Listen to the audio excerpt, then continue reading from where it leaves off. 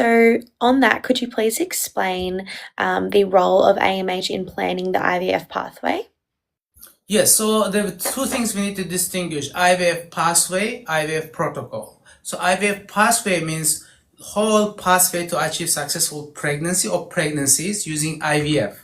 So IVF pathway includes whole planning of IVF and what protocols you use, and when you're doing transfer, which is whether you're doing a fresh transfer or frozen transfer, and if you have any pathologies like fibroids, endometriosis, adenomyosis, polyps, treatment of those. So this is a pathway to achieve successful pregnancy. And the second thing is IVF protocol. IVF protocol means the cycle protocol to achieve ovarian stimulation.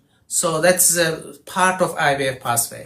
So looking at the AMH, we discuss with a couple and establish what's best pathway. Let us say, I will give you two scenarios. You have a couple who want to have 2 kids, and the AMH is so low. Let us say 2.2 picomole liters. So which indicates, so they have got they got maybe only 2-3 years of functional ovarian reserve. So after first pregnancy, then by the time they come back for the second child, probably they will have run out of egg reserve.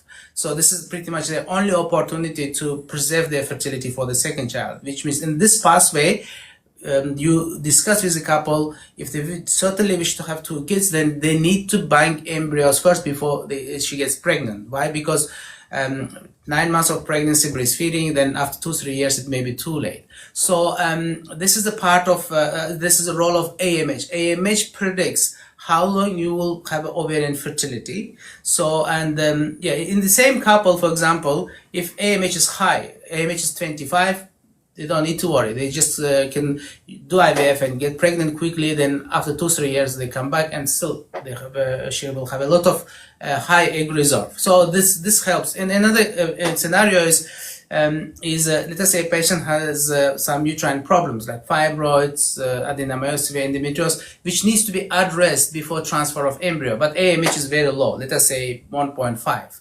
So in this case, you need to prioritize embryo banking before you do the treatment, because the treatment can involve waiting time for the procedure, 6 months or longer, then recovery time. So by the time you do the treatment, then if you want to do IVF, egg reserve has dropped a lot more. So it will be harder to achieve successful pregnancy. Here, AMH level or egg reserve dictates you need to get eggs out and create the embryos and freeze, then address all the issues with the uterus. Then you don't need to worry too much about time or age effect. So AMH is a critical role to tell what is the priority: getting eggs out and creating embryos, or waiting for the surgery or optimization of the uterus, which may take 6 months, year or so, then doing IVF.